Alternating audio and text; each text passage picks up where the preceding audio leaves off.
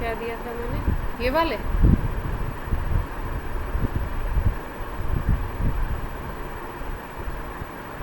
एक ये वाला,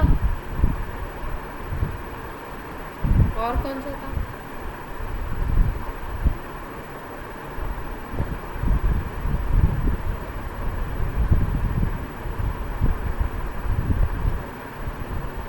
एक ये वाला था।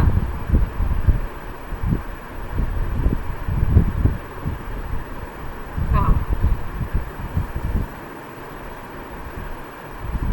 तो इसमें कौन सा दिख रहा है आपको ग्रुप, अगर हम ग्रुप पहचाने तो?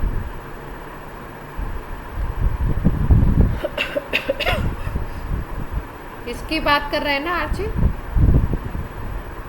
अगर हम लोग इसमें ग्रुप देखें तो ग्रुप कौन सा दिखाई दे रहा है हमें?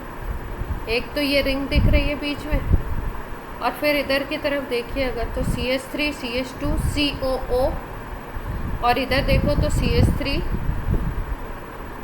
COO, ठीक है, और इधर से रिंग अटैच है। अगर हम देखें यहाँ पे तो यहाँ पे ये जो रिंग अटैच है वो किससे अटैच है? आपकी कार्बन से, और यहाँ की जो रिंग अटैच है वो किससे अटैच है? आपकी ऑक्सीजन से। ये चीज़ देख पा रहे हैं सब लोग? यहाँ पे रिंग का अटैचमेंट कार्बन से, यहाँ पे रिंग का अटैचमेंट किससे है? ऑक्सीजन से, ठीक है। और COO देख के हमें क्या लग रहा है कि ये कौन सा ग्रुप हो सकता है? एस्टर ग्रुप हो सकता है, यस और नो? एस्टर ग्रुप है। अब एस्टर ग्रुप का हम लोग नाम कैसे लिखते थे, किस तरीके से लिखते हैं नाम एस्टर का?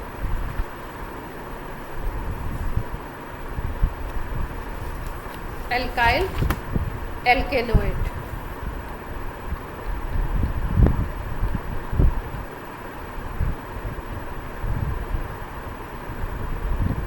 ये लिखते हैं हम लोग नेम, ठीक है। अब अगर हम लोग बात करें, देखें तो एल्काइल एल्केनोएट कुछ इस तरीके से होता है,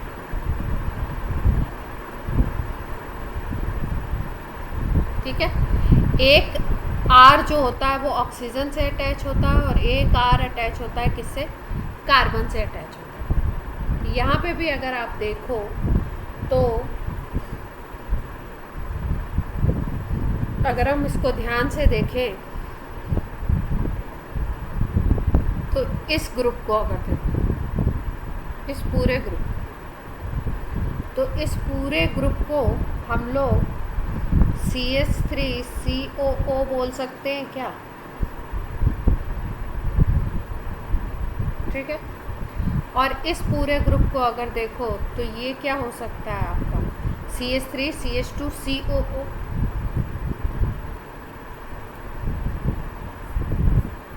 ये ग्रुप है, और बीच में एक रिंग अटैच है।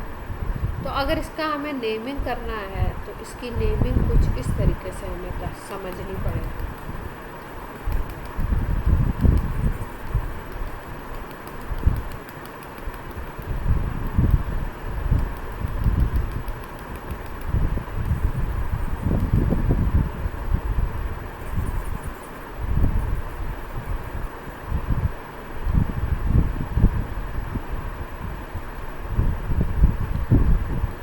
Methyl three propanoyl oxy cyclohexane carboxylate. अब किसको किसको क्या लिखा देखो। अगर हम बात करें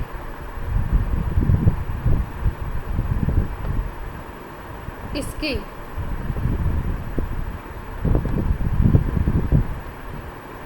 केवल इसकी CH3COO की, तो इसको हम लिख सकते हैं, केवल COO को हम लिख सकते हैं कार्बोक्सिलेट। और ये वाले को अगर देखो तो 1 2 3 कार्बन यहाँ पे दिख रहे हैं आपको, देख पा रहे हो कितने कार्बन है? 3 कार्बन है। और अगर हम बोले इसको तो इसको हम लिख सकते हैं, इस ग्रुप को 3 प्रोपेनॉइल ऑक्सी, ये वाला। इसको अगर बात करें तो इस रिंग को हम, क्योंकि इसमें कोई भी डबल बॉन्ड नहीं है, तो इसको हम लिख सकते हैं साइक्लोहेक्सेन। लास्ट में आ गया, अगर इसको हम बात करें तो इसको हम लिख सकते हैं कार्बोक्सिलेट। ठीक है। और अगर हम बोलें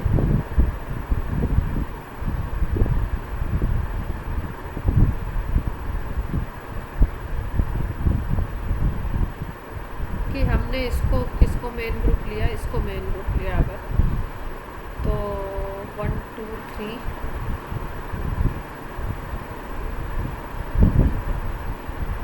3 पे क्या क्या अटैच है।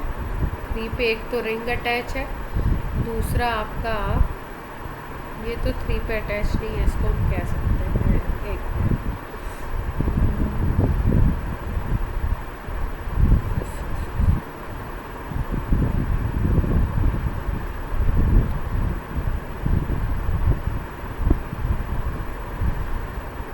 इसको नहीं काउंट करेंगे। देखो काउंट कैसे करेंगे, काउंट आपको रिंग को करना पड़ेगा, और रिंग पे क्या क्या लगा हुआ उसके अकॉर्डिंग।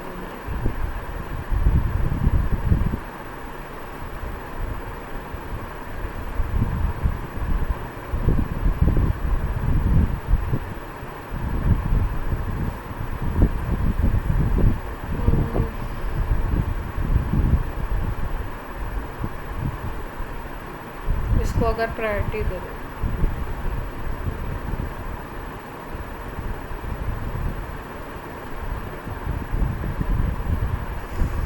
तो 1 पे देखो क्या लगा हुआ है, 1 पे ये वाला ग्रुप लगा हुआ दिख रहा है आपको।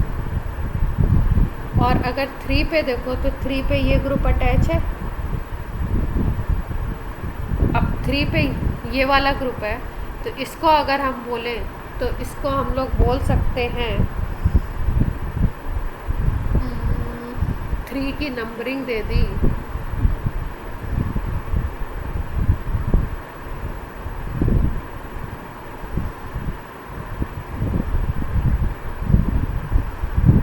कार्बोनिल नहीं बोल सकते, मिथाइल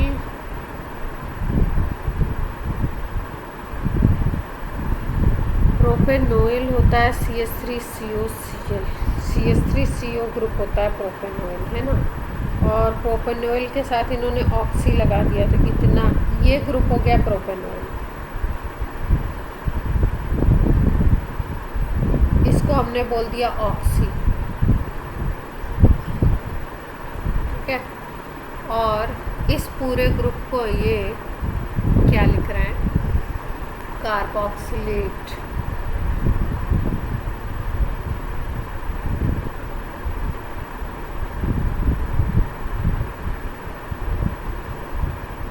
इसमें एक कार्बन और होना चाहिए।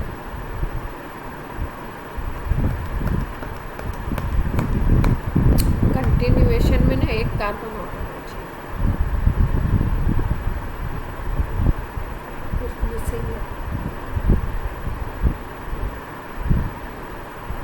बैठ नहीं रहा इसका नाम प्रॉपर। इसको भले हम 3 प्रोपेनॉइल ऑक्सी लिख दें, लेकिन यहाँ पे नहीं बैठ पा रहा। यहाँ पे कंटिन्यूएशन में हमें रिंग नहीं मिल रही। अगर इसको हम लिख दें मिथाइल, ठीक है भाई, इसको मिथाइल लिख दिया, इसको कार्बोक्सिलेट लिख दिया, और इसको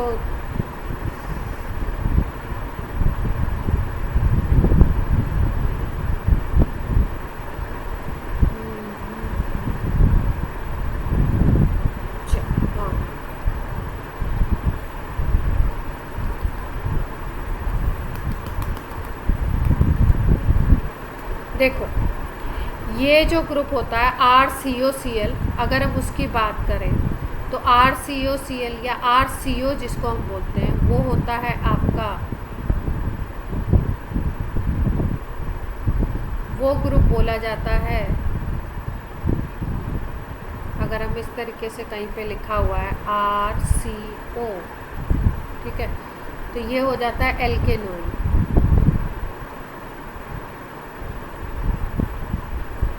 अगर हम इसको बोलें प्रोपेनोइल और इसके साथ एक ऑक्सीजन भी लगा हुआ है तो इसको हम पूरे को लिख सकते हैं प्रोपेनोइल ऑक्सी, ठीक है। और अगर हम इस छोटे ग्रुप को, क्योंकि ये वाला जो ग्रुप है ये आपको, इसको अगर हम कार्बोक्सिलेट लेते हैं, क्योंकि इसमें कार्बोक्सिलेट अगर हम इसको लें ईस्टर की तरह ट्रीट करें, तो इसको अगर ईस्टर की तरह ट्रीट करते हैं तो हम ये वाले को, इसको मिथाइल लिख सकते हैं, इतने को कार्बोक्सिलेट लिख सकते हैं। और क्योंकि इसको हम मेन ग्रुप मान रहे हैं इसलिए हमारी काउंटिंग यहाँ से स्टार्ट ना हो करके इस वाले ग्रुप से स्टार्ट, रिंग की काउंटिंग करेंगे।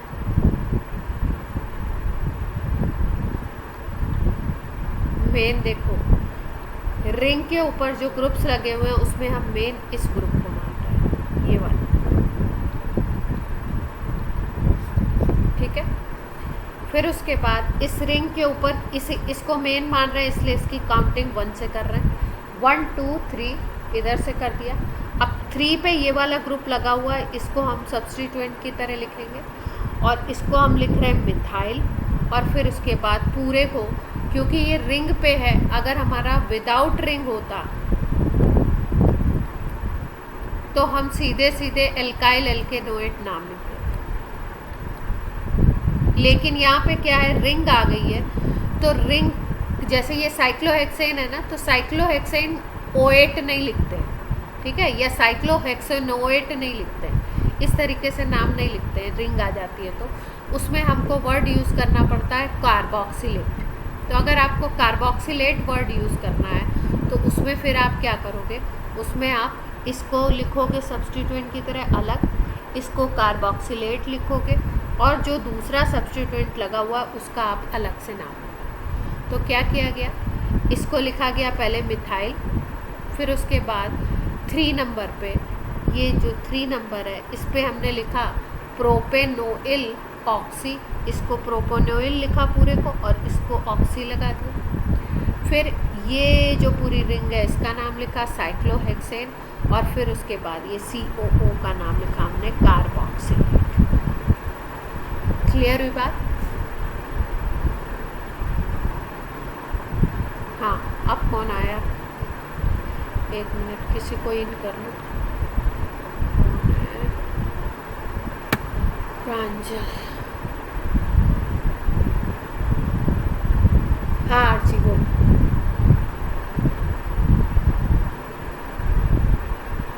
आरची कुछ कह रहे थे। हाँ हाँ, इसको हाँ, इसको इसलिए ले रहे हैं ना क्योंकि जो रिंग वाले आपके O8 होते हैं ना, रिंग वाले जो आपके ये होते हैं, इनको हम लोग को कार्बोक्सिलेट लिखना पड़ता है, उसको कंटिन्यूएशन में एल्केनोएट ऐसे नहीं लिख सकते।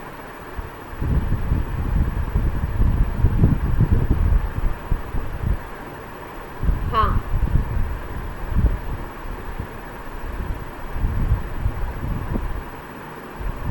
O के साथ एक R होना चाहिए, लेकिन अब जब रिंग वाला ले रहे हैं ना हम, तो इसको हम कार्बोक्सिलेट इतने को लिख रहे हैं, समझ रहे हो?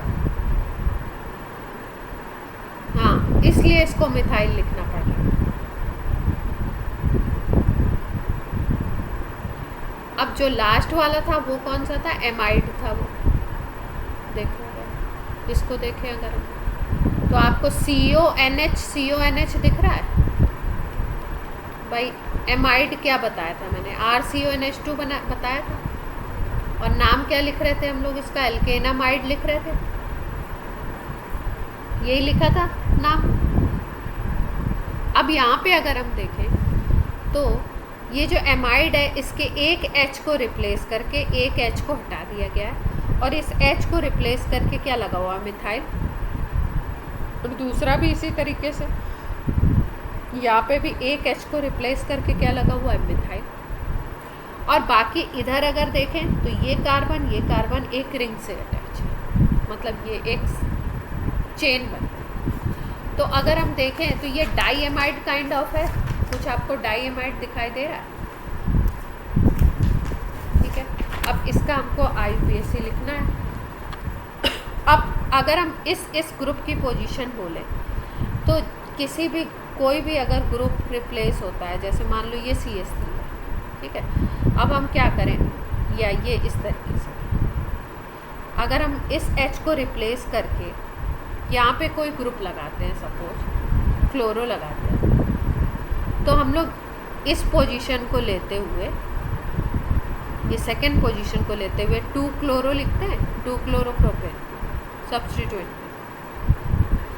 अब इस स्ट्रक्चर को अगर देखो जिसकी हम बात कर रहे हैं, तो इस स्ट्रक्चर की अगर बात करो तो N पोजीशन थी, NH2 था, उसके एक H को हटा करके हमने CH3 लगाया हुआ है इधर राइट हैंड साइड में।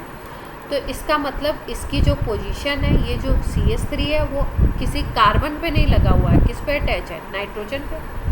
तो इसका अगर हम नेमिंग करेंगे तो इसकी नेमिंग हम किस तरीके से करेंगे, इसकी नेमिंग हम करेंगे, एक को अगर एक नाइट्रोजन को N नाम दे दो, दूसरे नाइट्रोजन को N डैश देना पड़ेगा, और इस मिथाइल को हम लिखेंगे di methyl, N dash di methyl, जैसे हम लोग एमीन में लिखते हैं। प्रोपेन, अब कंटिन्यूएशन में कितने कार्बन मिल रहे हैं, 1 2 3, 3 ही कार्बन तो मिल रहे हैं, ये तो ब्रेक हो रहा है नाइट्रोजन की वजह से। तो इसको हमने सब्स्टिट्यूएंट लिख दिया, N डाई मिथाइल, ये हो गया आपका प्रोपेन। और अगर हम एमाइड देखें तो एमाइड ग्रुप किस पे है, पहले और तीसरे पे है।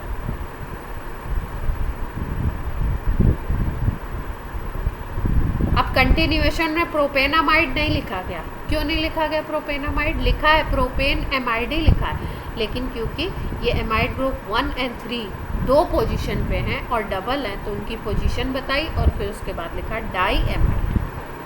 क्लियर है?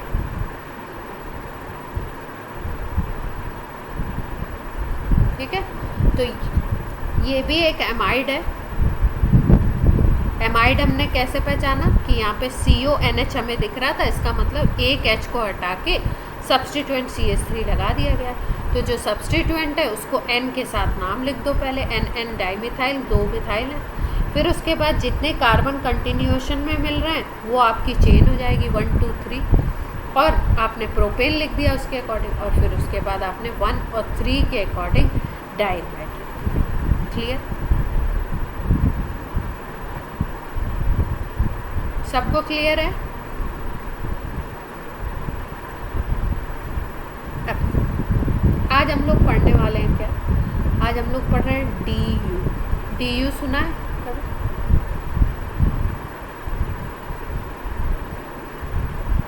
Degree of unsaturation, yes, double bond equivalent भी बोलते हैं, इक्विवेलेंट। अब ये डिग्री ऑफ अनसेचुरेशन का सबसे पहले हम लोग यूज़ समझ लेते हैं कि कहाँ पे अप्लाई होगा, या डिग्री ऑफ अनसेचुरेशन अगर हमें किसी कंपाउंड में पता है तो हम लोग क्या कर सकते हैं। ये डिग्री ऑफ अनसेचुरेशन प्रेडिक्ट करने में यूज़ आता है, prediction of structure of compound. अगर आपको कंपाउंड का स्ट्रक्चर जानना है, एग्जैक्ट तो नहीं लेकिन उसकी क्या पॉसिबिलिटी है वो इससे पता है।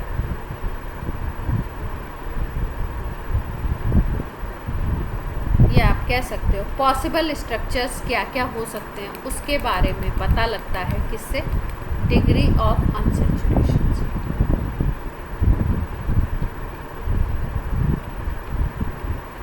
मान लो कोई आपको फॉर्मूला गिवन है, तो आप कैसे पता लगाओगे कि उसके क्या क्या पॉसिबल स्ट्रक्चर्स हो सकते हैं। वो रिंग होगा, वो डबल बॉन्ड होगा, वो सिंगल बॉन्ड होगा, वो कैसा होगा। क्लियर है इतनी बात? अब हम लोग बात करें डिग्री ऑफ अनसेचुरेशन की अगर, या डबल बॉन्ड इक्विवेलेंस की, DBE की। तो DBE की अगर हम बात करें तो पहले कुछ एग्जांपल्स लेते हैं, फिर उसके अकॉर्डिंग।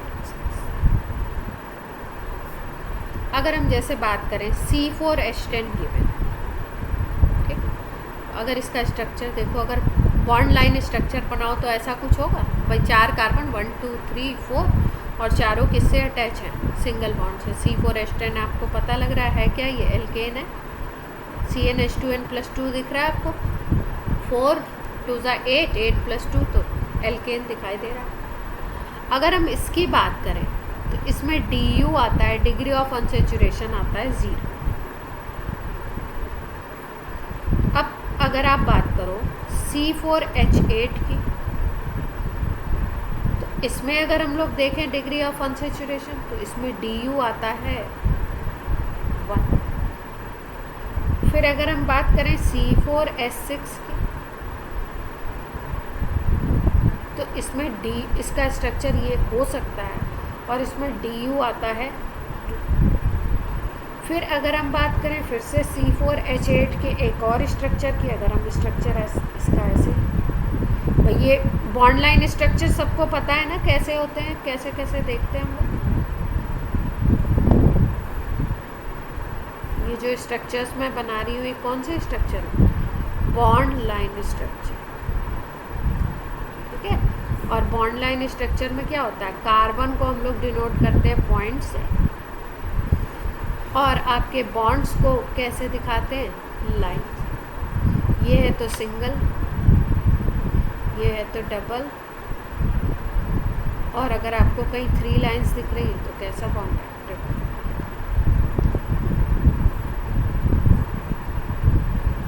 तो C4H8 का एक स्ट्रक्चर ये भी हो सकता है, एक स्ट्रक्चर ये भी हो सकता है, इसमें भी DU देखा गया तो बना है।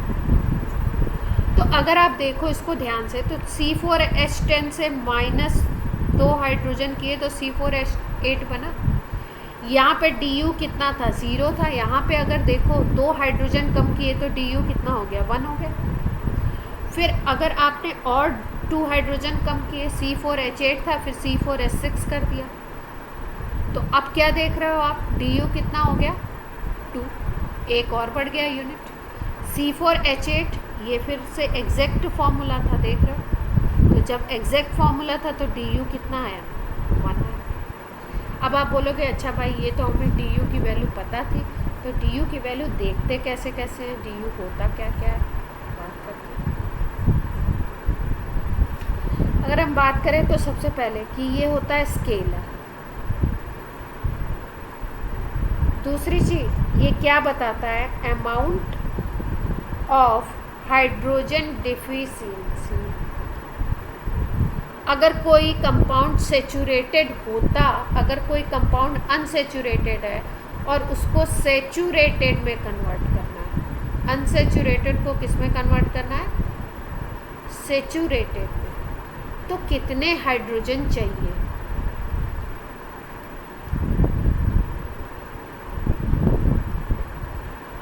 वही होती है हाइड्रोजन डिफिशियंसी। या सपोज कोई रिंग स्ट्रक्चर है, अगर वो ओपन स्ट्रक्चर में कन्वर्ट होगा तो कितने हाइड्रोजन ऐड करने पड़ेंगे। रिंग टू ओपन में जाना है तो एडेड हाइड्रोजन, या अनसेचुरेटेड है उसको सेचुरेटेड में जाना है तो एडेड हाइड्रोजन। वो होती है हाइड्रोजन डिफिशियंसी। अनसेचुरेटेड समझते हैं, अनसेचुरेटेड का क्या मतलब है अभिनव, अनसेचुरेटेड कंपाउंड का क्या मतलब है, जल्दी से बता दीजिए।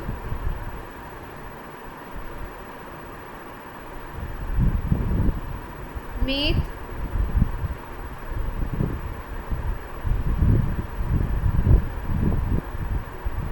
मेरी आवाज़ जा रही है आप लोग के पास, मीत क्लास में है,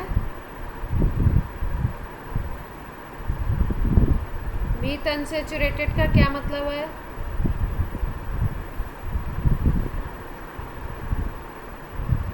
अच्छा मैसेज कर रहा है वो। विधि आप बताओ।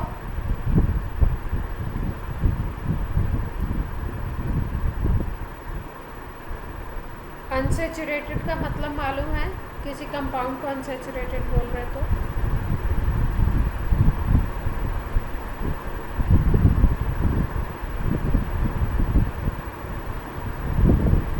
डबल बॉन्ड या हाँ स्ट्रक्चर में डबल बॉन्ड हो या ट्रिपल बॉन्ड हो तो अनसेचुरेटेड बोलते हैं। और रिंग स्ट्रक्चर अगर ओपन स्ट्रक्चर बनाए तो उसमें कितने हाइड्रोजन ऐड करने पड़ेंगे, उसको हम लोग बोलते हैं हाइड्रोजन डिफिशियंसी। ठीक है, उतने एटम्स को हम बोलते हैं हाइड्रोजन डिफिशियंसी। तो स्ट्रक्चर में ऐसा देखा गया कि अगर 2 हाइड्रोजन की डिफिशियंसी है तो डिग्री ऑफ अनसेचुरेशन आता है 1। अब और कैसे देख सकते हैं इसको हम लोग, अगर हम बात करें तो देखिए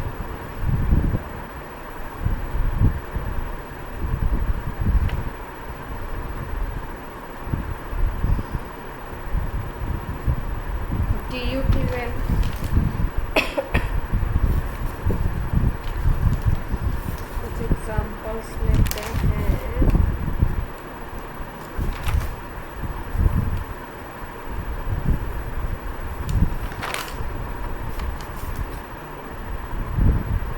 DU के लिए हम लोग एक तो देखते हैं हाइड्रोजन डिफिशियंसी, दूसरा हम लोग देखते हैं अगर किसी कंपाउंड में पाई बॉन्ड है वो देख लो, उससे पता लग जाए। तीसरा हम लोग देखते हैं अगर रिंग है तो उससे पता लगता है हमको डिग्री ऑफ अनसेचुरेशन। अब कुछ एग्जांपल लेते हैं, जैसे अगर हम बात करें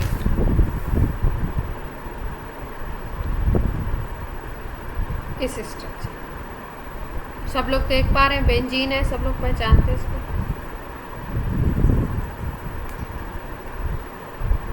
तो इसमें अगर हमें निकालना है DU, तो इसमें हमें DU निकालने के लिए सबसे पहले हम देखें नंबर ऑफ पाई बॉन्ड और फिर उसके बाद हम देखें नंबर ऑफ रिंग के। तो अगर हमें देखना है number of ring plus number of pi bond, तो ये कितना होता है। रिंग यहाँ पे एक ही दिख रही है आपको, और अगर पाई बॉन्ड की बात करें तो 3 डबल बॉन्ड दिख रहे हैं आपको। तो एक डबल बॉन्ड में 1 पाई 1 सिग्मा होते हैं, तो 3 पाई बॉन्ड हो गए। तो इसका मतलब डिग्री ऑफ अनसेचुरेशन यहाँ पे क्या आ गया, 4 आ गया। क्लियर है बात इतनी। अब देखो जैसे ये स्ट्रक्चर,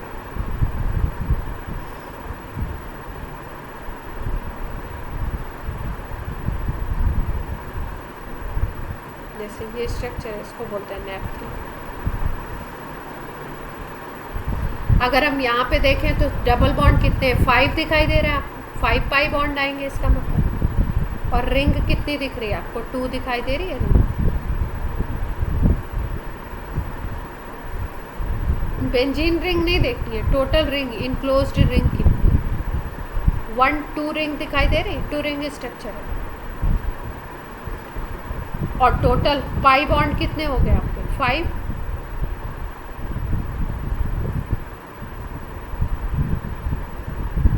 अब देखो जैसे CH3 CH double bond CH whole thrice CH3। अगर इस स्ट्रक्चर को देखो तो रिंग तो कहीं है नहीं, ठीक है, केवल पाई बॉन्ड दिखाई दे रहा है। और ये देखो एक डबल बॉन्ड ये है, लेकिन इसका कितना है, थ्राइस है। इसका मतलब कितने डबल बॉन्ड है, 3 डबल बॉन्ड हो गए क्या भाई। इस पूरे सिस्टम का थ्राइस है, इसका मतलब इसमें एक है डबल बॉन्ड, तो इसके 3 डबल बॉन्ड आ गए। तो यहाँ डिग्री ऑफ अनसेचुरेशन कितना आ जाए, 3 आ जाए। यस और नो।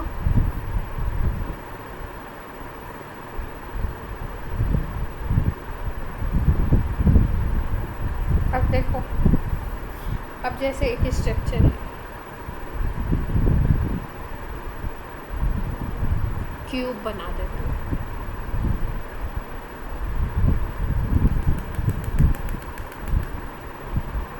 इस तरीके के अगर हमारे पास स्ट्रक्चर होते हैं, इस तरीके का कोई स्ट्रक्चर है जिसमें फेसेस, तो जितने फेसेस होते हैं इसको बोलते हैं हम लोग क्यूब लाइक स्ट्रक्चर होता है, क्यूबेन बोलते हैं। इस स्ट्रक्चर की अगर बात करो तो इसमें फेसेस कितने होंगे, क्यूब में फेसेस कितने होते हैं, 6 फेसेस होते हैं। तो जिसमें भी फेसेस होते हैं इस तरीके से, फेसेस माइनस, अगर मान लो नंबर ऑफ फेसेस n है तो n माइनस 6 फेसेस हैं, तो यहाँ पे कितना आ जाएगा, 5 आ जाए।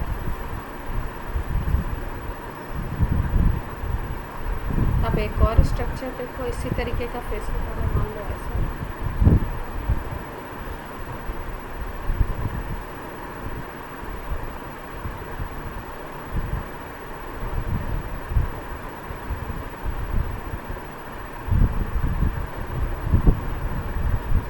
ये जो स्ट्रक्चर है इसको हम लोग बोलते हैं प्रिज्म।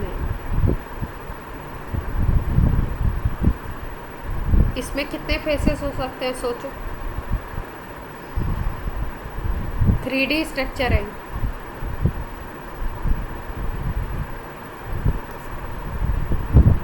फाइव फेसेस होंगे, सबको क्लियर हो रहा है। ये एक ये वाला हो गया, एक इधर वाला हो गया, फिर कौन सा हो गया, एक ये है, एक इधर इसके पीछे जस्ट, एक ये और एक नीचे वाला।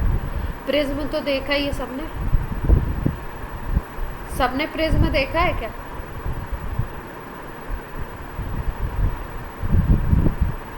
तो फेसेस कितने हैं, 5 है, 5 माइनस 1 हो गया, तो कितना आ जाएगा, 4 आ जाएगा।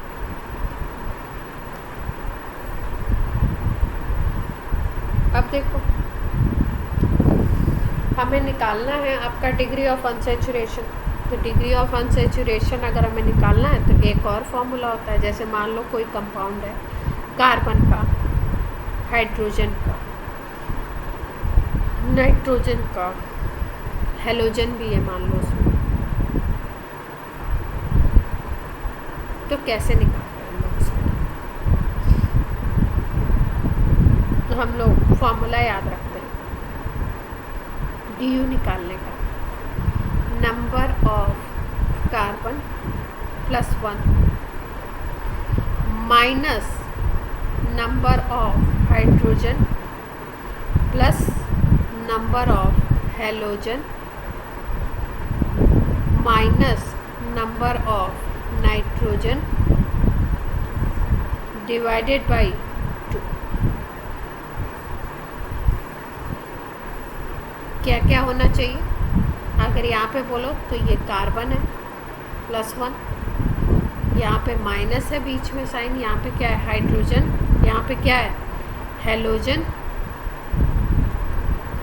यहाँ पे क्या है, नाइट्रोजन का नंबर डिवाइडेड बाई। किसी भी कंपाउंड में अगर हमें DU निकालना है तो हम आराम से, अगर ये फॉर्मूला हमें याद है तो हम निकाल सकते, निकालें।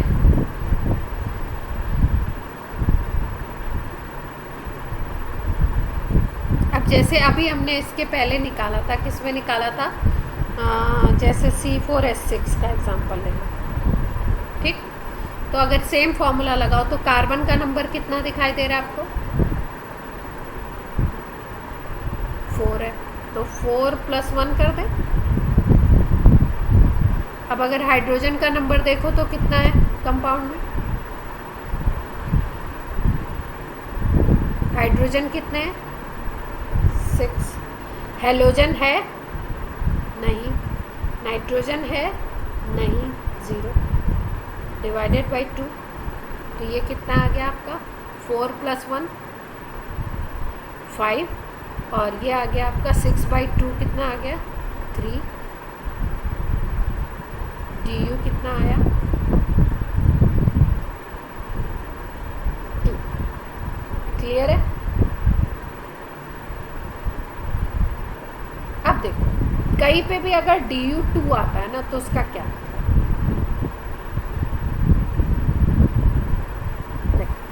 जैसे DU अगर आता है आपका 1 तो इसका मीनिंग क्या है, हम स्ट्रक्चर कैसे प्रेडिक्ट कर सकते हैं। या DU आता है आपका 0, तो DU अगर 0 आता है ना तो इसमें ना तो पाई बॉन्ड है स्ट्रक्चर में। हमने क्या किया, इस फॉर्मूला से निकाला DU और इसके बाद हम स्ट्रक्चर प्रिडिक्ट करने की कोशिश कर रहे हैं कि स्ट्रक्चर कैसा हो सकता है। तो डी यू अगर ज़ीरो आता है इस फॉर्मूला से तो कोई भी पाई बॉन्ड नहीं होगा और कोई भी रिंग नहीं होगी। सिंगल बॉन्ड वाला सिंगल बॉन्ड वाला कंपाउंड होगा। अब अगर हमारे पास सपोज आ जाता है D U is equal to 1, तो 1 से हमें क्या पता लगेगा, D U is equal to अगर आपको 1 आता है तो आपको पता लगेगा कि दो तरीके की पॉसिबिलिटी है। या तो आपका नंबर ऑफ पाई बॉन्ड है 1, या दूसरी पॉसिबिलिटी दोनों नहीं होगी, या ऐसा हो सकता है कि नंबर ऑफ रिंग क्या है स्ट्रक्चर में। इतनी बात क्लियर है। अब जैसे मान लो किसी स्ट्रक्चर में D U is equal to 2 आता है, तो उसकी क्या पॉसिबिलिटी है? उसकी पॉसिबिलिटी ये है कि या तो स्ट्रक्चर में 2 पाई बॉन्ड हो जाए, या स्ट्रक्चर में 2 रिंग हो जाए आपकी, या तीसरी पॉसिबिलिटी ये भी है कि 1 रिंग हो और उसमें 1 पाई बॉन्ड हो। ये तीनों पॉसिबिलिटी हो सकती है। क्लियर?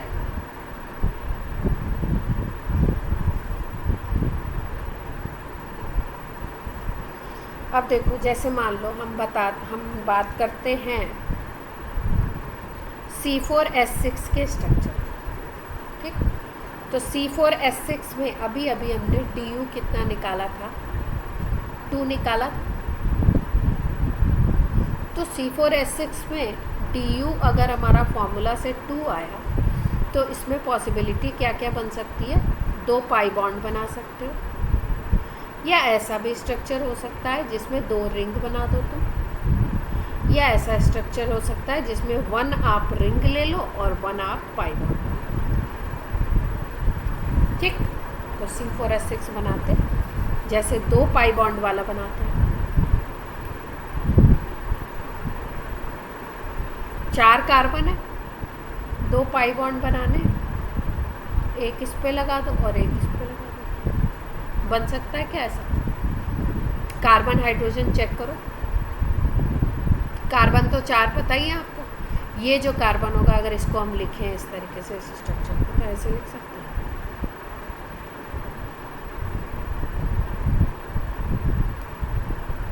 हाइड्रोजन चेक करने हैं बस, 2 2 4 और 5 6। C4H6 है, सही है स्ट्रक्चर।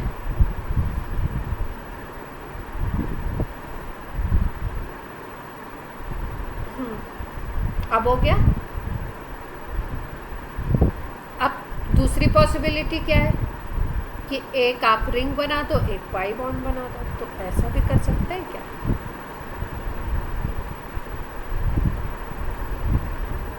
इसमें अगर देखें तो क्या है, CH2 यहाँ पे क्या है, डबल बॉन्ड आ गया।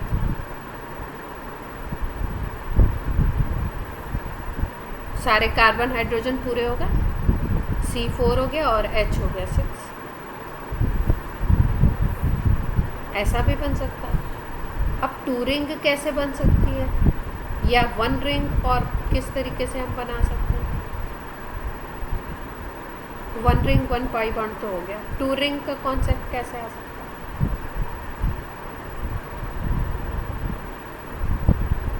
कोई पॉसिबिलिटी है 2 रिंग बनने की?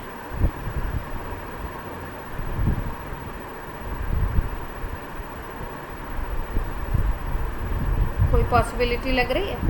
कोई ऐसा स्टेबल स्ट्रक्चर बन सकता है इसमें?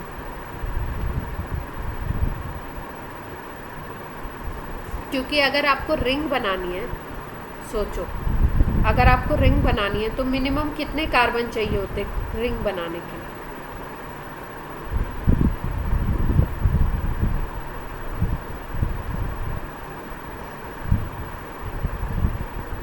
रिंग का मतलब बेंजीन रिंग नहीं है। सबसे छोटी रिंग कितने कार्बन की हो सकती है? सब लोग सोचो और बताओ। अच्छा, 3 की नहीं हो सकती? ऐसे नहीं बन सकता।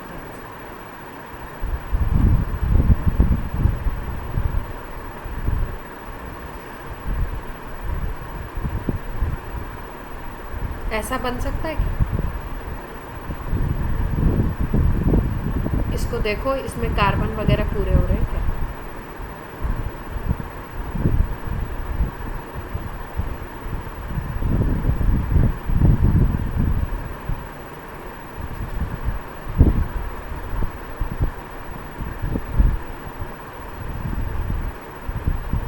C4H6 हो रहे हैं, देखो ध्यान से।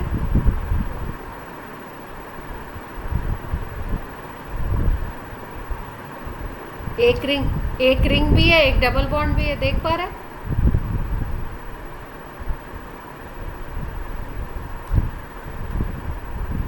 सब लोग एग्री कर रहे हैं इस बात से? एक रिंग भी दिख रही है, एक डबल बॉन्ड भी है, फॉर्मूला भी C4H6 है, सारे कार्बन की 4 वैलेंसीज भी सेचुरेटेड है। कुछ गड़बड़ी हो तो बोलो, चेक करने के लिए बोल रहे हैं मतलब आपको।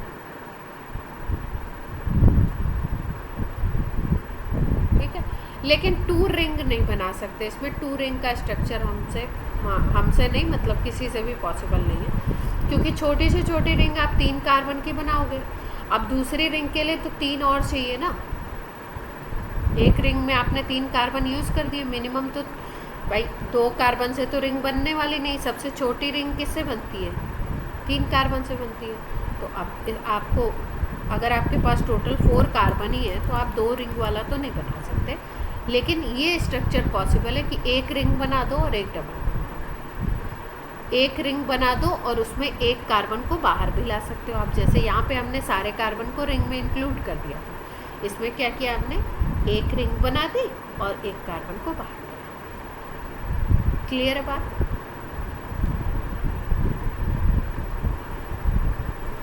अब देखो, जैसे एक स्ट्रक्चर है उसका बताओ आप DU कैसे निकालोगे।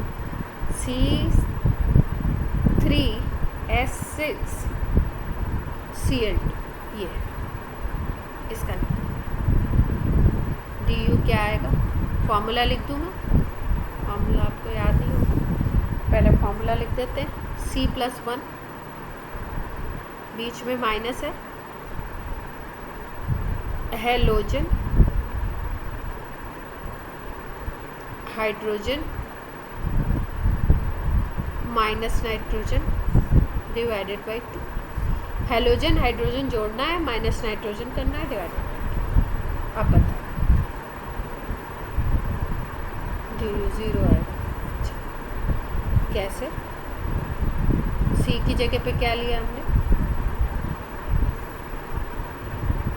3 + 1, ठीक है। हेलोजन कितने हैं? 2 दिख रहे हैं। हेलोजन ये होते हैं ना, क्लोरीन ब्रोमीन। फिर हाइड्रोजन आपके कितने दिख रहे हैं? 6। नाइट्रोजन है नहीं, तो ये आ गया आपका 4 और ये आ गया आपका 8/2 आ गया 4। तो DU कितना आ गया आपका? 0। DU 0 का मतलब क्या है? No ring, no double bond, double और ट्रिपल। तो इसका मतलब कैसा स्ट्रक्चर होना चाहिए इसका? सेचुरेटेड होना चाहिए। स्ट्रेट चेन बना दो सेचुरेटेड।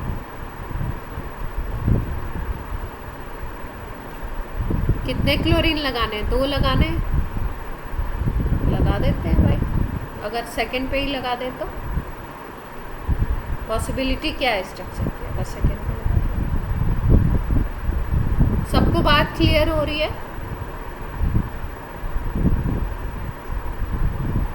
ये DU हम लोग किस लिए पता लगाते हैं? DU हम लोग इसलिए पता लगाते हैं जिससे हमें पॉसिबल स्ट्रक्चर, जब हम आइसोमेरिज्म या स्टीरियो आइसोमेरिज्म वगैरह पढ़ेंगे तो वहाँ पे हमें ज़रूरत पड़ती है इसकी।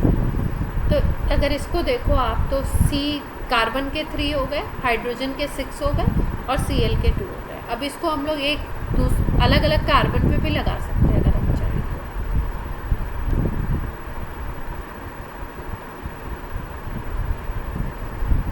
लगा सकते हो। देखो अभी भी स्ट्रक्चर पूरा है, देख पा रहे हैं आप, कार्बन 3, क्लोरीन 2 एंड हाइड्रोजन 6। और कोई पॉसिबिलिटी दिख रही है स्ट्रेट चेन?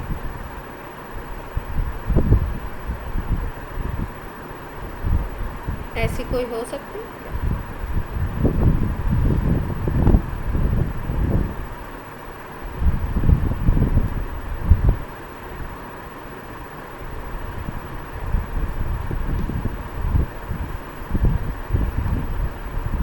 ये वाली भी हो सकती है कॉर्नर पे। तो पहले हमने क्या किया, दोनों कॉर्नर पे लगाया, फिर हमने क्या किया, दोनों सेंटर पे लगाया, फिर उसके बाद हमने एक साइड पे लगा दिया।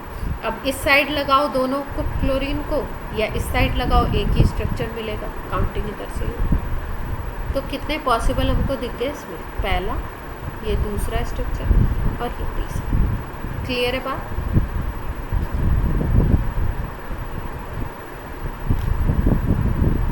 अब है C3H6O, इसमें कैसे निकाले डी?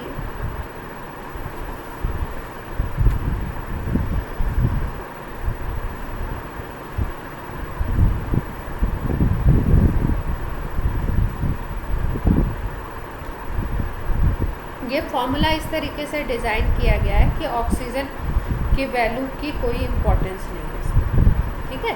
तो इसका मतलब क्या है कि हमें हैलोजन, हाइड्रोजन और नाइट्रोजन को ध्यान में रखना है और फॉर्मूला अप्लाई करना है। तो अगर हम देखें तो कार्बन कितने हैं, 3, तो 3+1 कर, हाँ 3+1 कर दिया।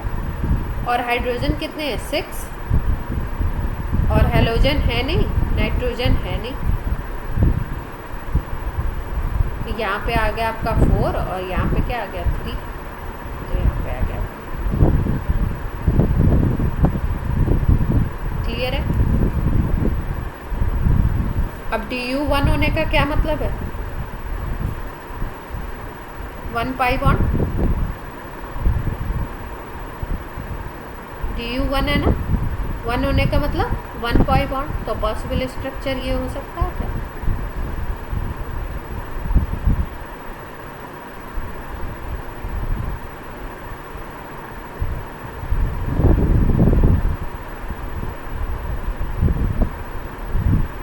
हो सकता है।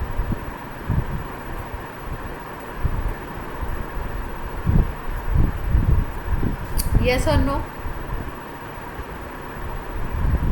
और कोई भी बन सकता है?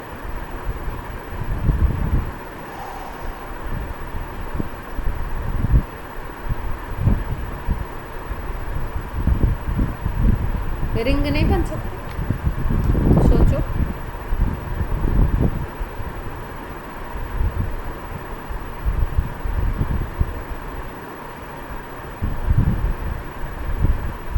रिंग बन सकती है या नहीं बन सकती, इसको चेक करो। ये CH2, ये CH2, और ये हो गया C, और ये हो गया डबल, तो रिंग तो नहीं बन पाएगी। हाइड्रोजन कम पड़ जाएंगे ना।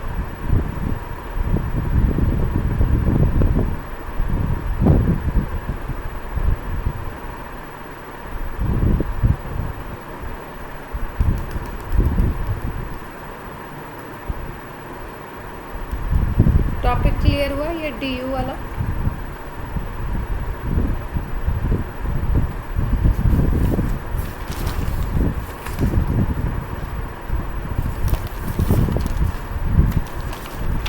अब देखो, अब जैसे मान लो हमें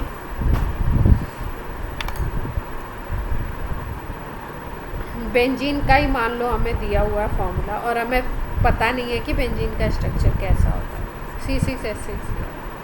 तो अगर इसमें देखें तो DU कितना होता है, इसमें फॉर्मूला से निकालें तो कैसे निकाल सकते हैं, 6+1 किया हमने, और यहाँ पे भी 6 है, और हैलोजन है नहीं, नाइट्रोजन है नहीं, डिवाइडेड बाई 2 कर दिया, ये 7 - 3, 4 आ गया DU। अब DU अगर 4 है तो पॉसिबिलिटी क्या हो सकती है, कई सारी पॉसिबिलिटी हो सकती है, कई तरीके के स्ट्रक्चर हो सकते हैं, क्योंकि 4 में तो आप रिंग और इसमें डिवाइड कर सकते हो अलग अलग तरीके से। 4 पाई बॉन्ड भी हो सकता है, 4 रिंग भी हो सकती है, ठीक है, और 1 रिंग भी हो सकती है, ये 3 हो सकता है, ये 3 1 हो सकता है। 4 को आप डिवाइड कर सकते हो 2 2 में, बट स्ट्रक्चर भी रिंग वाले में स्ट्रक्चर बना के देखना पड़ता है कि वो पॉसिबल है कि नहीं, ठीक है। तो अगर हम यही वाला स्ट्रक्चर देखें जो हमें मालूम है, जो पता होता है, तो इस स्ट्रक्चर को अगर देखो तो इसमें क्या है, 1 रिंग है और 3 पाई है। एग्री कर रहे हैं सब लोग इससे? तो डी यू कितना हो गया टोटल? 4 हो गया। और कोई स्ट्रक्चर भी बन सकता है, ऐसा कुछ बन सकता है?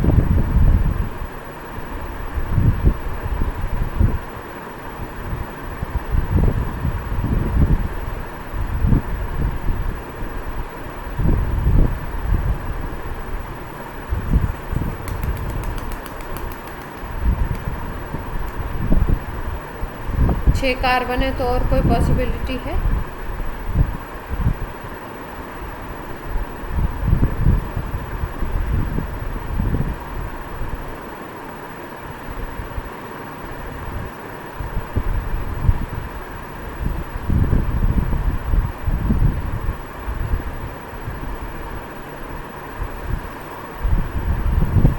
तो अब आप कंपाउंड्स में डिग्री ऑफ अनसेचुरेशन निकाल सकते हैं फॉर्मूला यूज़ करके, या अगर आपको स्ट्रक्चर दिया तो आप स्ट्रक्चर देख के बता सकते हैं कि डिग्री ऑफ अनसेचुरेशन कितना है।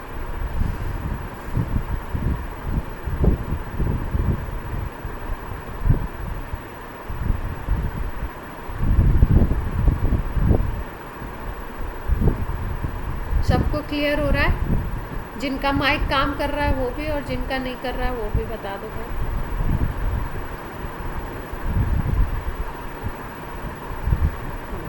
अब थोड़ा 2-4 लोगों की आवाज़ आई है, अभी इसके पहले तो पता नहीं कहाँ था। एक टॉपिक हम लोग पढ़ रहे हैं, इसकी ज़रूरत हमें बहुत पड़ती है, बहुत क्वेश्चंस आते हैं। कायरल सेंटर, ठीक है, या इसको ही हम बोलते हैं ऑप्टिकल आइसोमेरिज्म में ये यूज़ होता है, ऑप्टिकल सेंटर।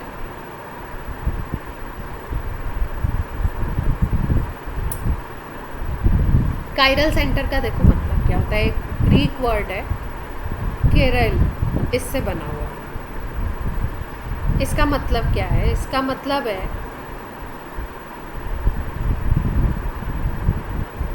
हैंड। जैसे आप अपने पाम को अगर देखो,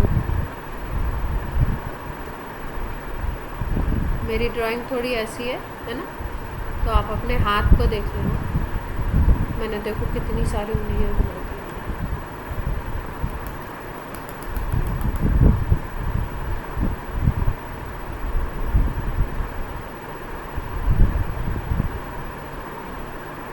बायो के नाम पे ना मैं तो बिल्कुल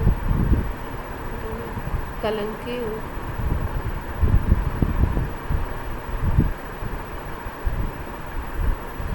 बायो वालों का ये ड्राइंग वगैरह बहुत अच्छा होता है ना। ये मान लो तुम्हारे हाथ है, ये प्रणय का हाथ है, ठीक है। अब प्रणय इसको समझ लेना, छोटा बड़ा कर लेना जो भी हो। तो अगर हम हैंड्स को देखते अपने ऑब्जर्व करें तो इसमें कोई भी ऐसा प्लेन हमें नहीं मिलेगा जहाँ से अगर हम इसको कट करें तो 2 इक्वल हाफ में ये कन्वर्ट हो जाए। कोई भी ऐसी लाइन नहीं मिलेगी, कोई भी ऐसा प्लेन नहीं मिलेगा जहाँ से अगर हम इसको कट कर दें तो ये 2 इक्वल हाफ्स में कट हो जाए। मान लो सपोज़ आप यहाँ से करते हो, ठीक है, तो देख रहे हो, अगर आप बीच से भी करते हो तो आप देख रहे हो एक तरफ थंब होगा, एक तरफ आपकी ये कई, अगर मिडिल फिंगर से भी आप करते हो तो एक तरफ थंब आ जाएगा और एक तरफ छोटी वाली जो आपकी होती है वो हो जाएगी। तो कहीं से भी आप अगर इसको कट करो, किसी भी प्लेन से, किसी भी लाइन से, तो ये 2 इक्वल हाफ्स में कभी भी नहीं कट होगा। इसी तरीके से ऑर्गेनिक केमिस्ट्री में बात की जाती है कायरल सेंटर की। या इसी को हम बोलते हैं एसिमेट्रिक सेंटर।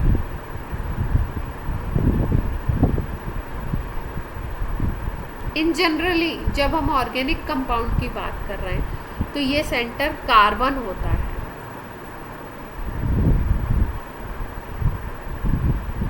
लेकिन और कोई भी हो सकते हैं, जैसे नाइट्रोजन भी हो सकता है, सल्फर भी हो सकता है कायरल सेंटर। ठीक है, तो कायरल सेंटर का क्या मतलब है? एसिमेट्रिक सेंटर, और इन जनरली ये कौन होता है? कार्बन। अब ये कायरल सेंटर को हम लोग पहचानेंगे कैसे? किसी कंपाउंड में कौन सा कार्बन ऐसा है जो कायरल है और कौन सा कार्बन ऐसा है जो कायरल नहीं। तो कायरल सेंटर के लिए सबसे पहली जो कंडीशन है, कुछ कंडीशंस होती है जिनसे हमको पता लगता है कि भाई ये कायरल हो सकता है नहीं है जो भी। तो सबसे पहली जो कंडीशन है वो ये है कि हाइब्रिडाइजेशन शुड बी sp3। उस कार्बन का हाइब्रिडाइजेशन कैसा होना चाहिए? sp3।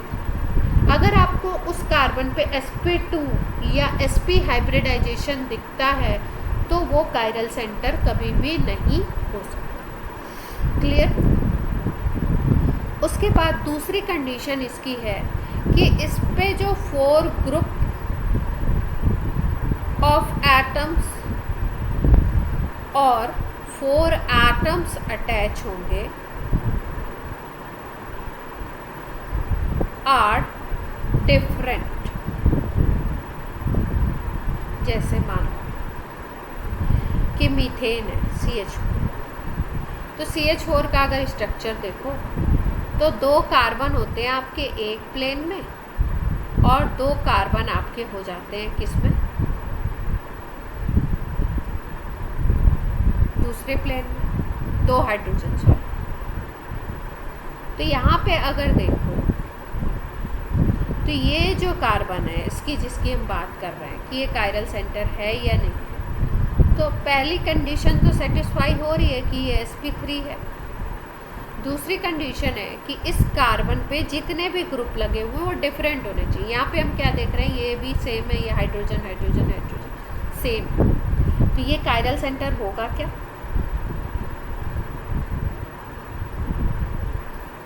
तो कहने का क्या मतलब है, जो कार्बन है उसके चारों तरफ क्या होना चाहिए? अगर सारे बॉन्ड सिग्मा बॉन्ड है तो sp3 हाइब्रिडाइजेशन अपने आप हो जाएगा। अगर ऐसे है कोई, मान लो ये A ग्रुप लगा हुआ है, यहाँ पे अगर कोई B ग्रुप अटैच है, यहाँ पे कोई C अटैच है, या ये कार्बन है तो C ना बोलो, उसको D बोलो, और यहाँ पे कोई ग्रुप Z अटैच है।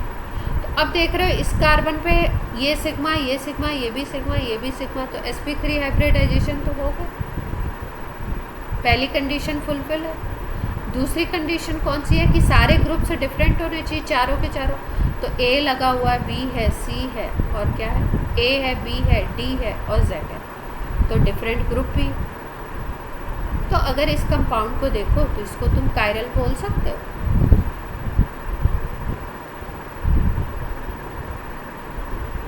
और कायरल जो कार्बन होता है उसके साथ इन जनरली ऐसे स्टार लगा हुआ है अगर किसी पिक्चर में, तो बोलेंगे ये कायरल सेंटर। क्लियर? या ऑप्टिकल सेंटर। अब देखो कुछ कंपाउंड्स के एग्जांपल लेते हैं। जैसे मान लो अगर हम बोलें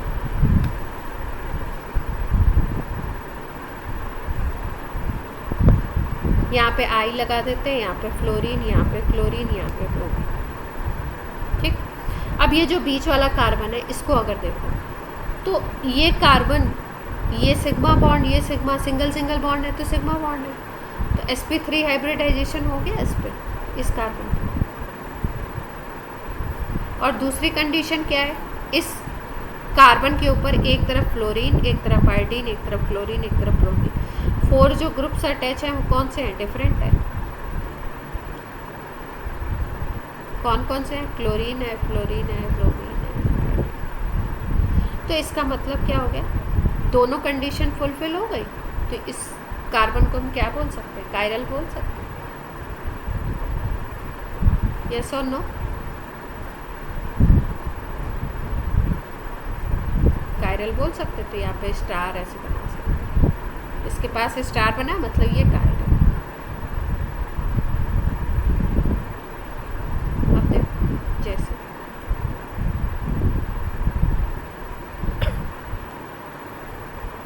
जैसे मान लो एक स्ट्रक्चर है,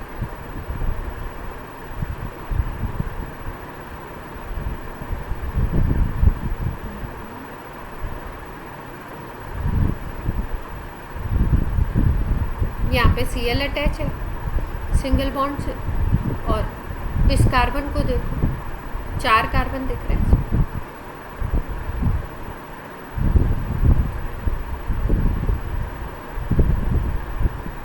अगर हम बात करें एक कार्बन, अगर इसको इस तरीके से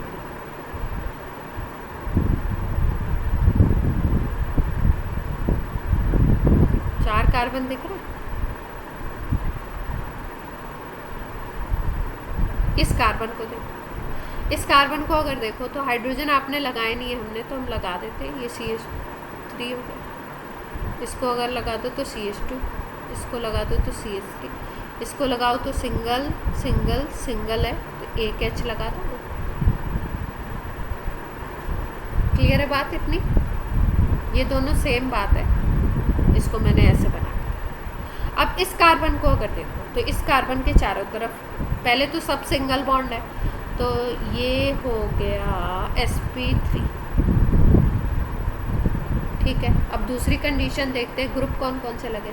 तो एटम नहीं देखते, ग्रुप। इसमें जैसे हमने एटम देखा, सारे के सारे एटम थे तो कंपेयर कर लिया। यहाँ पे क्या है, ग्रुप ऑफ एटम है।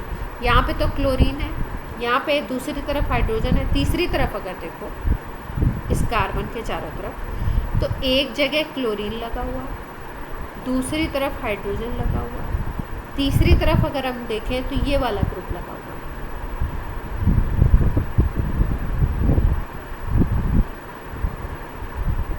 एक तरफ मिथाइल लगा हुआ और चौथी तरफ इथाइल लगा।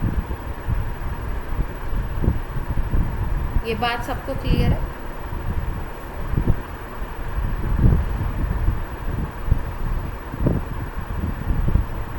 ठीक है।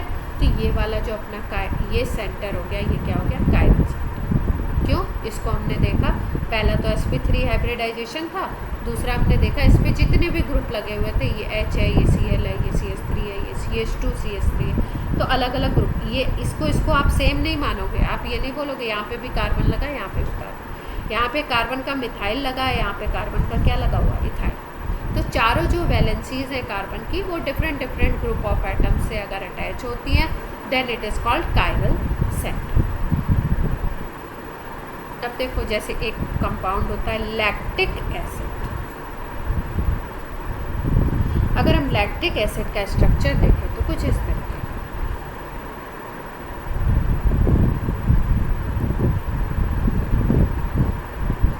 अब इसको देखो, यहाँ पे OH, यहाँ पे H, यहाँ पे COH, यहाँ पे CH3, चारों ग्रुप डिफरेंट है और सिग्मा बॉन्ड है सारे के सारे, तो sp3 हो गया। इस कार्बन को अगर बोलो तो sp3 भी हो गया, और चारों ग्रुप क्या होगा, डिफरेंट होगा। तो ये कैसा होगा, ये वाला कार्बन कायरल होगा।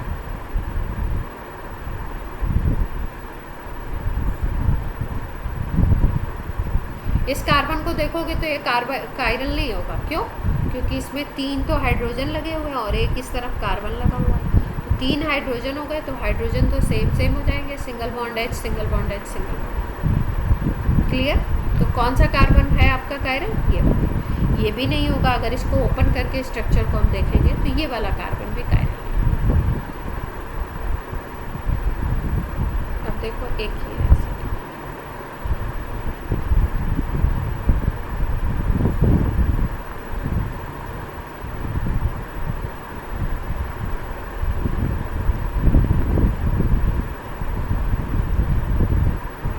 इसमें कोई कार्बन आपको कायरल दिख रहा है? ध्यान से देखो।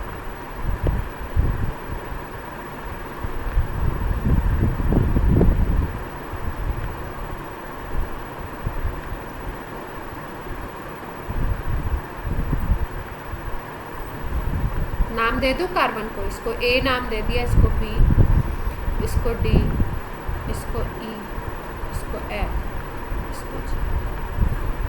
चलो बताओ इसमें कोई कायरल कार्बन है?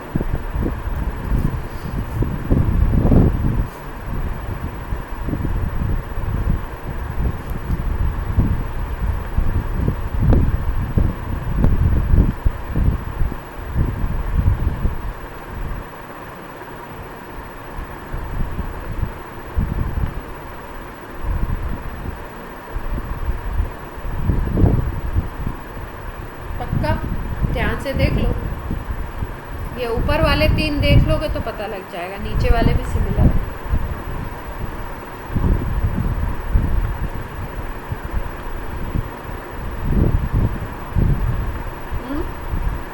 कौन वाला हो सकता है?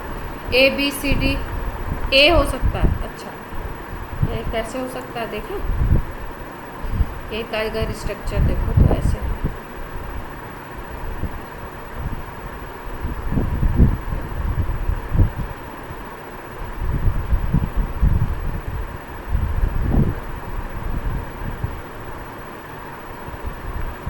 ए इस तरीके से है ना।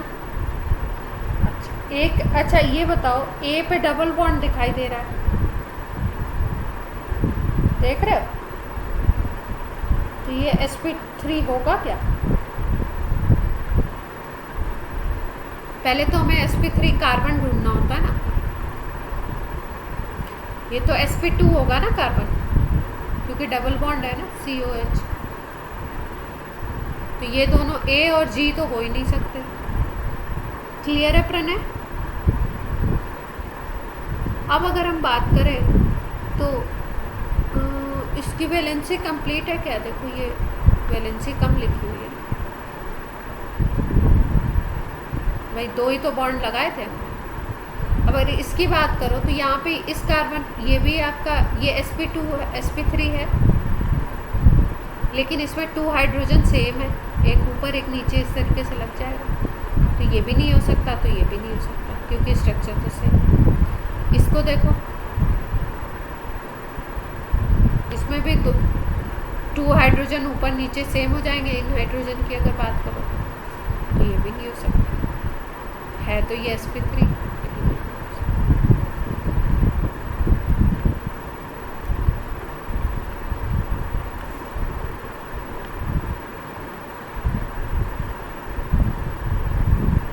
टाइम बताइए मेरे को जरा।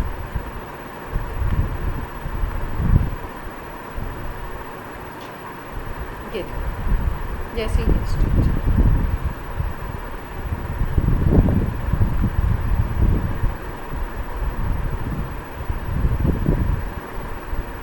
अब हम लोग इस जो ऊपर वाला सेंटर वाला ये कार्बन है, इसको हम लोग ऑब्जर्व करें। ठीक, देखो अगर इस कार्बन को देखो तो एक तरफ एक सिंगल बॉन्ड से Cl अटैच है, एक सिंगल बॉन्ड से हाइड्रोजन अटैच है, और इस तरफ भी सिंगल बॉन्ड है, इस तरफ भी सिंगल बॉन्ड है। देख पा रहे हो? sp3 तो हो गया, ये sp3 की कंडीशन पूरी है। अब दूसरी कंडीशन क्या है? ये डिफरेंट हो गया, ये डिफरेंट हो गया। अब 2 अगर इधर वाले डिफरेंट हो जाएं तो हमारा क्या हो जाएगा? बात बन जाएगी। अगर हम ऐसे देखें उस तरीके से, तो यहाँ पे इसके जस्ट बाद अगर आप राइट में जाते हो, 2 पाथवे दिख रहे हैं आपको, इस तरफ से जाओ या इस तरफ से। तो अगर इधर से देखो, आप राइट में जाते हो तो एक कार्बन जैसे ही मिलता है उसके बाद आपको डबल बॉन्ड दिख रहा है, और अगर आप इस लेफ्ट पाथवे से जाते हो तो लेफ्ट पाथवे से जाने के बाद इस कार्बन के बाद आपको सिंगल बॉन्ड। तो अगर कुछ इस तरीके का स्ट्रक्चर आपको कार्बन के जस्ट बाद दिखता है, मतलब 2 डिफरेंट पाथवेज अगर आपको दिखते हैं उस कंपाउंड में रिंग वाले, तो ये जो कार्बन होता है इसको कायरल। क्लियर है बात?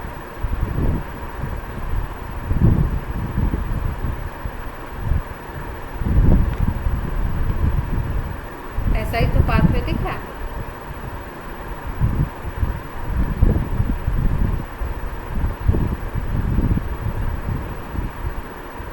इस कार्बन की अगर बात करो तो हाइड्रोजन, क्लोरीन, और इधर आपका जैसे ही आएंगे वैसे single bond CH, double bond CH, यहाँ पे जैसे ही आएंगे single bond CH2, single bond CH2, तो यहाँ पे CH2 CH2 ग्रुप आ रहा है और यहाँ पे क्या आ रहा है CH डबल बॉन्ड CH आ रहा है। तो ये जो इधर का सेंटर हो गया और इधर का ग्रुप हो गया, ये दोनों डिफरेंट हो गए, इसलिए इसको हमने क्या डिक्लेयर कर दिया, कायरल।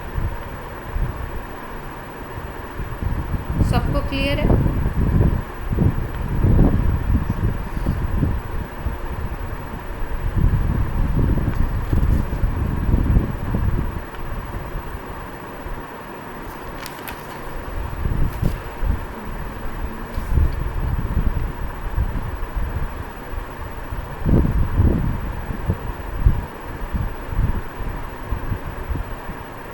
Cl लिखा हुआ और यहाँ पे लिखा हुआ है। ये वेज डैश का मतलब तो सब लोग समझते हैं, क्या होता है मतलब आर्ची?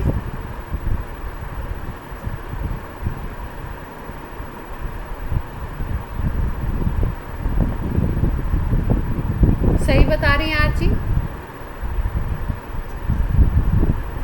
ऊपर वाले को जो ये जो वेज है इसको क्या बोलते हैं हम लोग? आउट ऑफ द पेज, मतलब अगर बोर्ड है सपोज तो बोर्ड के बाहर की तरफ बॉन्ड होगा। और डैश को क्या बोलते हैं?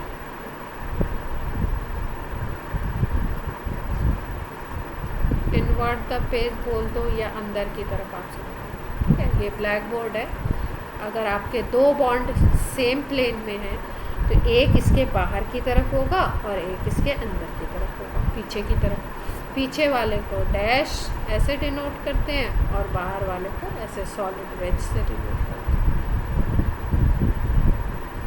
ठीक है, अब इस स्ट्रक्चर को देखो और इस स्ट्रक्चर में अगर हम बात करें, यहाँ पे डबल बॉन्ड डाल दें तो इन दोनों कार्बन की बात करें, एक ये वाले की और एक ये वाले की, इसको ऑब्जर्व करो जरा और बताओ।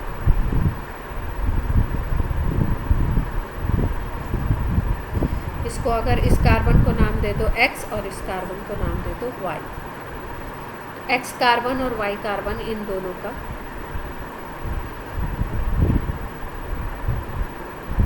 कायरल होगा नहीं?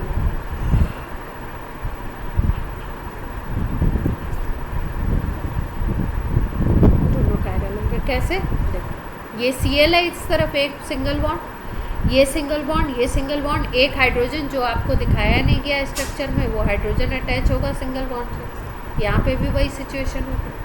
तो एक सिंगल, दूसरा सिंगल, तीसरा सिंगल, चौथा सिंगल, तो 4 सिंगल हो गए, तो इसका मतलब हाइब्रिडाइजेशन तो sp3 है। ठीक, अब उसके बाद अगर हम लोग बात करें तो हाइब्रिडाइजेशन की कंडीशन हो गई। अब ये Cl, ये हाइड्रोजन, तो इसमें तो कोई कन्फ्यूज़न ही नहीं है, ये डिफरेंट है। अब इधर के पाथवे पे एक कार्बन जाते ही डबल बॉन्ड और इधर के पाथवे पे एक कार्बन जाते ही सिंगल बॉन्ड, तो दोनों पाथवे डिफरेंट हो गए पिछले वाले स्ट्रक्चर की तरह। अब अगर ये Y वाले कार्बन को भी ऑब्जर्व करो आप, तो यहाँ पे भी वही सेम सिचुएशन है, sp3 हाइब्रिडाइजेशन, और एक हाइड्रोजन आपको दिख नहीं रहा है, वो सिंगल से लगा दिया।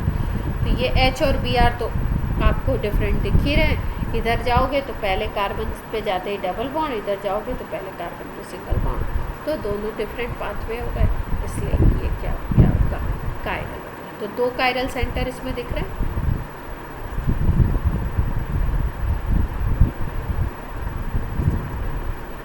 क्लियर है बात?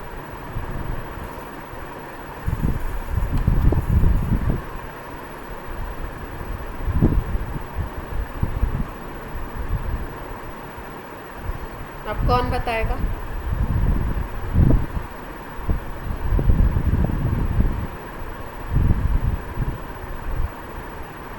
इसका नाम दे दिया 1, इसका 2, इसका 3, इसका 4, इसका 5। कौन से कार्बन ऐसे होंगे जो कायरल?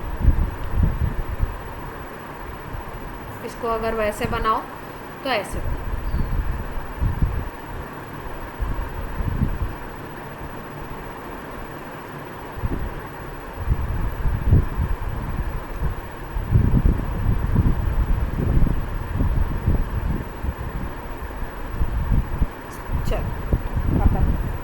पहला, दूसरा, तीसरा, चौथा, 5वां, वहाँ कौन सा कायरल होगा, या सारे होंगे?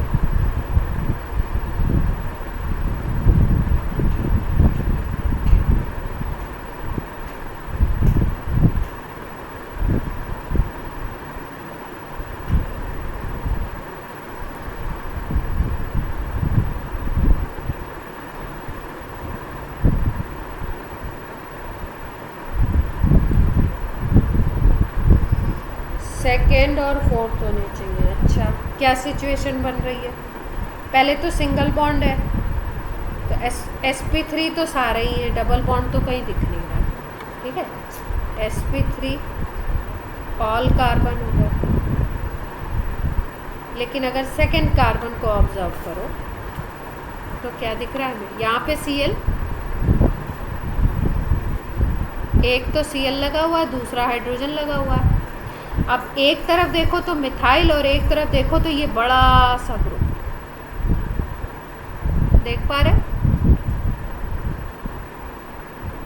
यही सिचुएशन सेम, चारों डिफरेंट हो गए, यही सिचुएशन सेम टू सेम यहाँ पे भी बन जाएगी। अगर देखो तो एक हाइड्रोजन, एक आयोडीन, और आपका एक तरफ ये मिथाइल और एक तरफ ये बड़ा सा ग्रुप, ये वाला। ऐसे ही अगर बीच वाले कार्बन को देखो तो बीच वाले में कुछ दिख रहा है क्या? एक हाइड्रोजन, एक ब्रोमीन, और एक तरफ आपका एक ग्रुप और दूसरी तरफ दूसरा ग्रुप, ये बीच वाला नहीं होगा क्या? पक्का?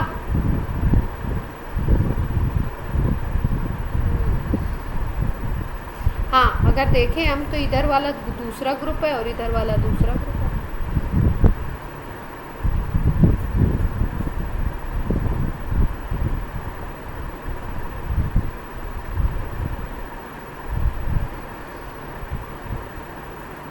चलो आज की क्लास हम लोग